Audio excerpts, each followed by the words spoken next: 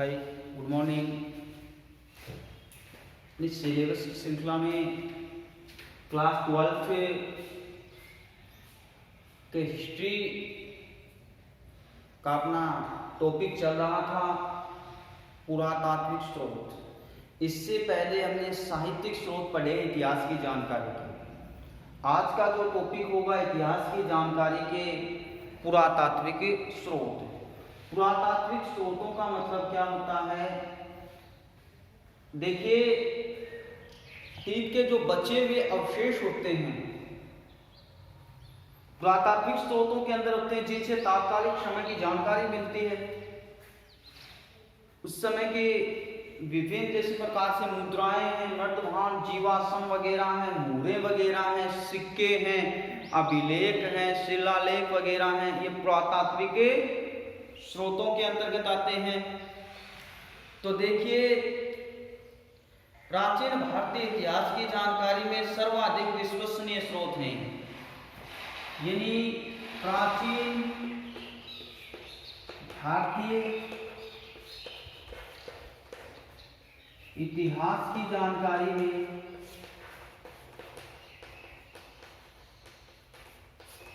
कार्य के सबसे प्रामाणिक स्रोत हैं, यानी विश्वसनीय स्रोत हैं। क्या?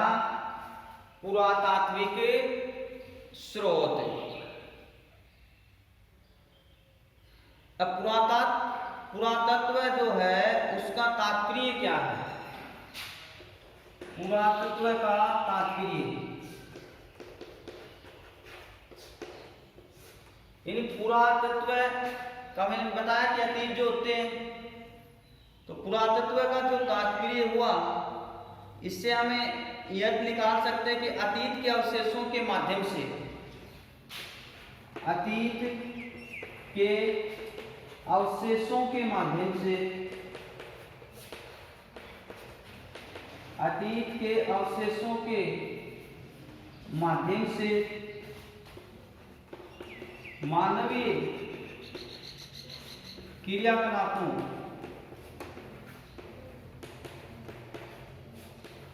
का अध्ययन करना या उसके बारे में जानना, अध्ययन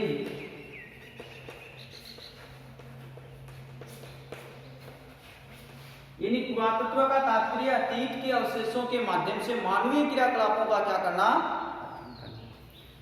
पुरातत्व का तात्पर्य अतीत मतलब पहले मान लीजिए किस प्रकार की सभ्यताएं थी, उन सभ्यताओं में मानव जीवन था, मानव किस प्रकार से रहन सहन था, किस प्रकार के उसके आवास होते थे, उसका भोजन किस प्रकार का था, उसके सामाजिक जीवन किस प्रकार, धार्मिक पक्ष, उसकी संस्कृति, उसकी रीति रिवाजें, रूढ़ियां, इन तमाम क्रियाकलापों के बारे में जानकारी प्राप्त करना। और प्राप्त किसके आधार पर हुई?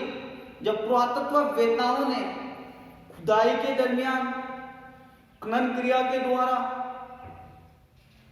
वहां पे उत्खनन का कार्य किया, और उत्खनन के दरमियान उनको जो वहां से पुरा सामग्रियां प्राप्त हुई, जो अवशेष मिले उनको, और वही अवशेष हैं वो ऐतिहासिक प्रामाणिकता के स्रोत बन गए। किसके संदर्भ में?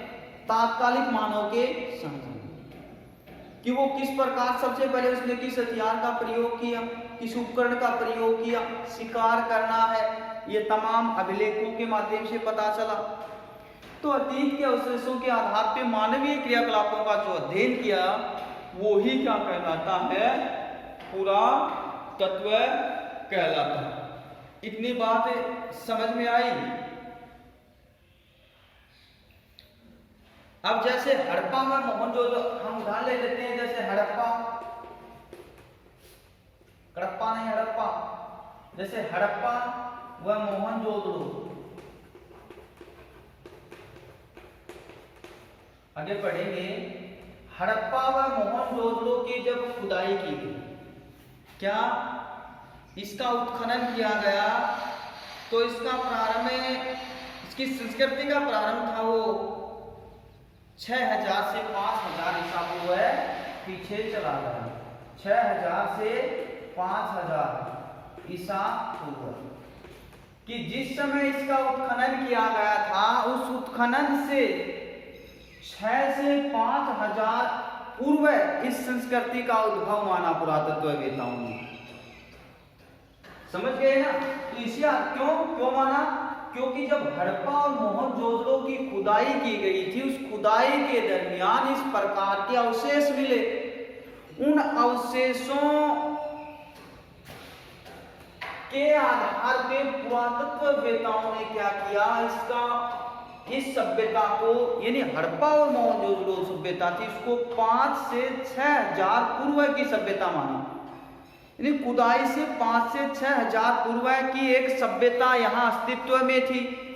इस प्रकार से उनका नगर नियोजन था, इस प्रकार बस्तियां थी, जलकुंड, स्नानागार, अन्नागार, अग्निवेदिकाएं। इस तमाम अवशेषों के आधार पर इन्होंने जो एक प्रामाणिकता प्राप्त की, वो की क्या कि 6000 से 5000 ईसा पूर्व यहाँ किसी सभ्यता का विकसित अवस्था में थी। अब देखिए, ये जानकारी किससे मिलती है?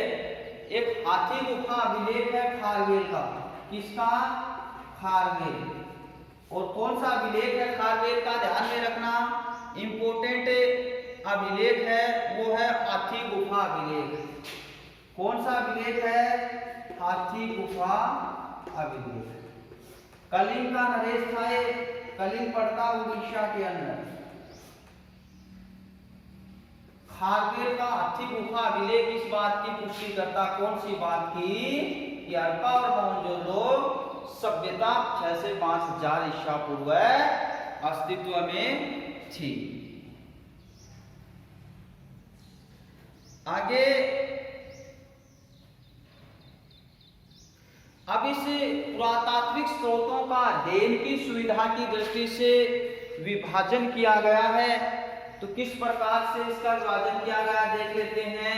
ये बात इतनी ध्यान में रखना, पुरातात्विक स्रोतों को अध्ययन की सुविधा की दृष्टि से मुख्य भागों में बांटा जा सकता है।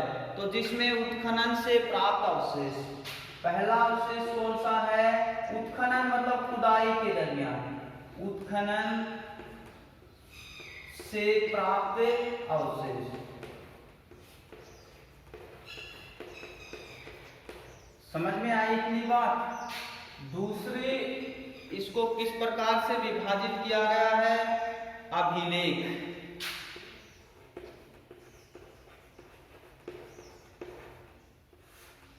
तीसरा है सिक्के व मुद्राएं। तो किस आधार पे इसका विभाजन किया गया है?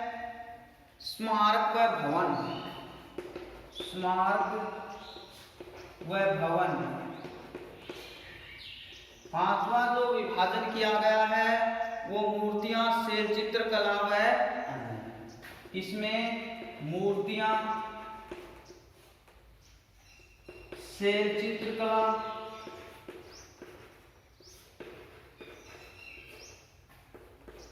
व अन्य कलाकृतियां।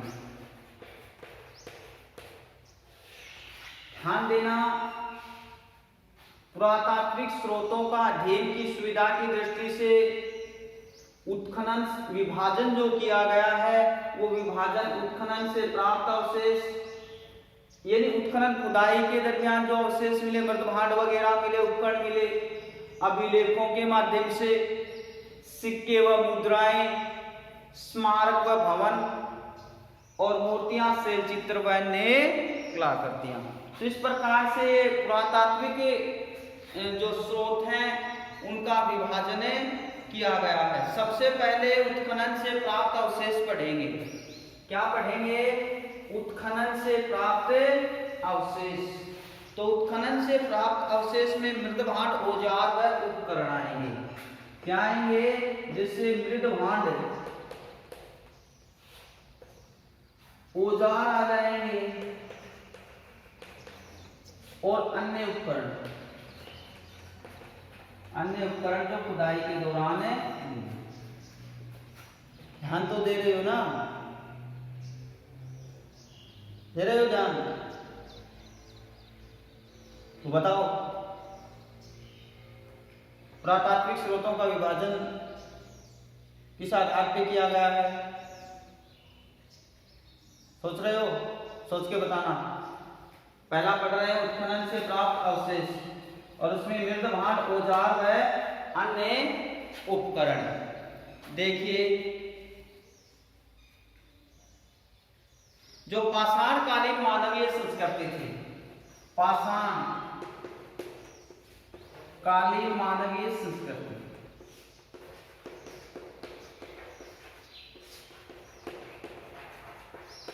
पाषाण मतलब पत्थर होता है, पत्थर का जो काल, पत्थर का जो युग था, उस युग में मानव रहता था, पत्थर के औजारों का उपयोग करता था, आपको पता है। तो उस समय की जो मानवीय संस्कृति है, उस संस्कृति को जानने का मुख्य जो स्रोत है वो उत्खनन से प्राप्त स्रोत ही हैं।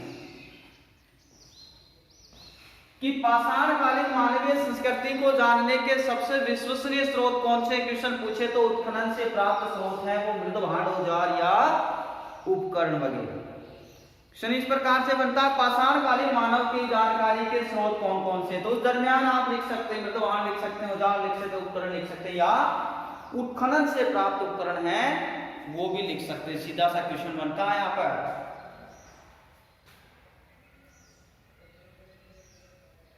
अब देखिए, मृद भांड पढ़ते हैं। प्राचीन भारत में 4 प्रकार की मृद भांड संस्कृतियां उपलब्ध थी। 4 प्रकार की मृद भांड संस्कृतियां उपलब्ध थी।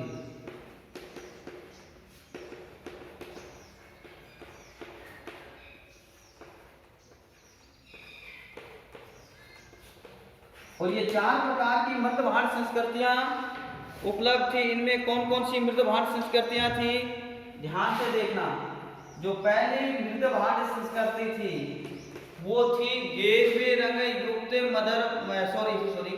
युक्त मृद भांड संस्कृति। गेरवे रंग युक्त मृद भांड संस्कृति। गेरवे रंग युक्त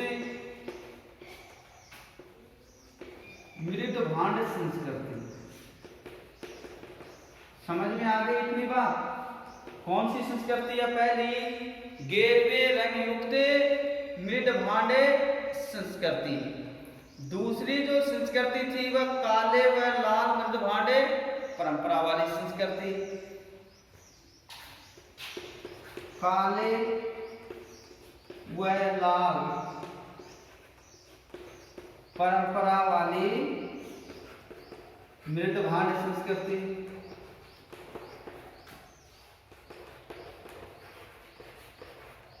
बात समझ में आई? तीसरी जो संस्कृति थी वो संस्कृति थी चित्रित स्लेटी रंग की मृद भांड संस्कृति। चित्रित स्लेटी रंग की मृद भांड संस्कृति।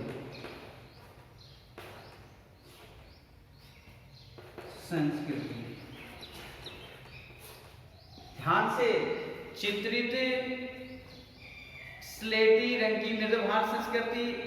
और चौथी जो संस्कृति थी वो थी उत्तरी काली चमकीली परंपरा। उत्तरी काली चमकीली परंपरा या संस्कृति। उत्तरी यानी अगली चौथी संस्कृति हम लोग पढ़ रहे हैं वो थी उत्तरी काली चमकीली परंपरा।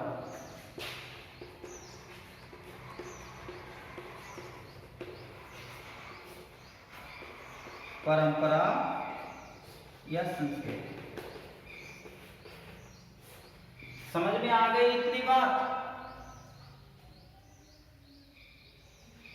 यानी पाषाण कालीन मानवीय जो संस्कृति थी उसके अंदर मुख्य स्रोत थे वो थे मृद भांड संस्कृतियां। और मृद भांड संस्कृतियां 4 प्रकार की उपलब्ध हुई हैं उत्खनन के दौरान, यानी पाषाण कालीन मानव पाषाण काल में उत्खनन से 4 प्रकार की मानवीय जो मृद भांड संस्कृतियां थी वो प्राप्त हुई। मृद भांड संस्कृतियों के अंदर क्या क्या मिला है? 4 प्रकार की मृद भांड संस्कृतियां, जिसमें गेरवे रंगयुक्त मृद भांड संस्कृति। पहली संस्कृति कौन सी है? गेरवे रंगयुक्त मृद भांड संस्कृति। दूसरी संस्कृति कौन सी है? काले व लाल रंग परंपरा वाली जो एक मृद भांड संस्कृति मिली है। तीसरी मिली है चित्रित स्लेटी रंग की मृद भांड परंपरा है संस्कृति। और चौथी जो मृद भांड संस्कृति मिली है वो मिली उत्तरी काली चमकीली मृद भांड संस्कृति। इतनी बात क्लियर हुई। अब उत्खनन में इसके अलावा भी और क्या क्या प्राप्त हुआ है, क्योंकि खुदाई के दरमियान देखिए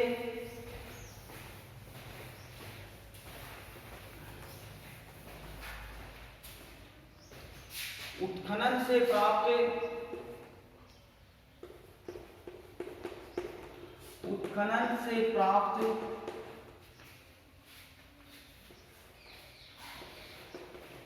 पुरावशेष,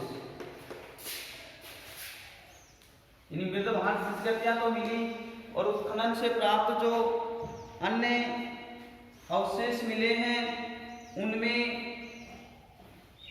सड़कें, नालियां, भवन, सड़कें, नालियां, भवन, तांबे व कांसे की सामग्री, तांबे व कांसे की सामग्री,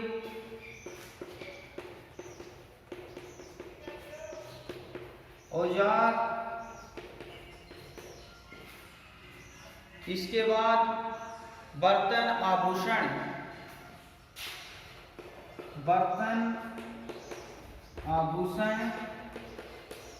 आदि। समझ गए इतनी बात को? यानी उत्खनन से प्राप्त जो पुरावशेष हैं उन पुरावशेषों में मृद भांड संस्कृतियां और मृद भांड संस्कृतियों के अलावा जैसे सड़कें, नालियां, भाई खुदाई की गई है, सिंधु घाटी सभ्यता का उत्खनन कार्य किया गया तो उस दौरान सड़कें मिली। सड़कें एक दूसरे को समकोण पर काटती थी, सड़कें सीधी होती थी, कहीं कच्ची तो कहीं पक्की। नालियां, सिंधु घाटी सभ्यता का जब खुदाई का कार्य हुआ दरमियान भवन, तांबे, कांसे की सामग्री, औजार, बर्तन आदि आभूषण मिले। यानी इन पुरावशेषों से तात्कालिक मानव की समाज और उसकी संस्कृति के बारे में क्या मिलती है? जानकारी मिलती है। समझ गए ना? तो उत्खनन से प्राप्त अवशेष है वो किसकी जानकारी के स्रोत हैं? तात्कालिक मानव की जो संस्कृति है और उसके समाज की जानकारी के विश्वसनीय स्रोत हैं। इसके बाद में उत्खनन से प्राप्त अवशेषों के बाद में अगले जो पुरातात्विक स्रोत की बात करेंगे वो है अभिलेख। क्या है? अभिलेख। देखिए अभिलेखों के बारे में चर्चा करते हैं।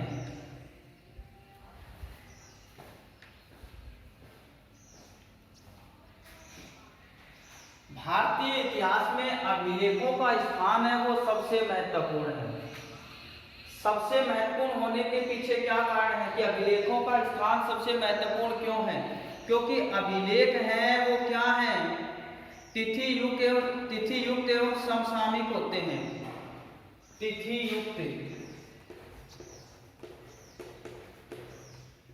युक्त एवं समसामयिक होते हैं।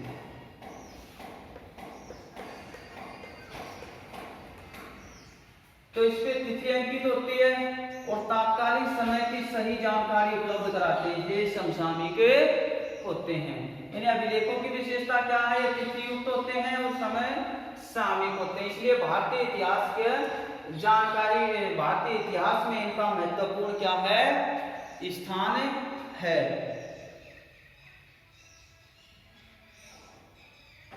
अब कोई शासन विशेष होता है, शासन किया, शासन विशेष की जानकारी के भी स्रोत हैं या माध्यम। शासन विशेष की जानकारी के भी स्रोत हैं। शासन मतलब जिस समय किस प्रकार से शासन व्यवस्था चलती थी, उस शासक की उपलब्धियां, उसकी विजयों, उसके वंश या कुल के बारे में, उसकी प्रजा के बारे में, उसके द्वारा किए गए कार्य की जानकारी है, वो अभिलेखों के माध्यम से मिलती है। इसीलिए अभिलेख क्या हैं, इतने महत्वपूर्ण माने गए हैं। सबसे बड़ी विशेषता कि ये तिथि युक्त होते हैं। अब स्थाना अभाव के कारण इसमें अनावश्यक बातें नहीं लिखी जाती हैं, क्योंकि अभिलेख में महत्वपूर्ण बातें हैं वही बातें लिखी जाती हैं, क्योंकि इसमें स्थान कम होता है। इसमें संबंधित जो शासक होता है, संबंधित शासक का वंश, इसमें अभिलेखों के अंदर देखिए क्या क्या अंकित होता है। उसमें वंश, तिथि, कार्य, व्यक्ति का नाम, तिथि, उसके द्वारा किए गए कार्य व समसामयिक विषयों की जानकारी मिलती है।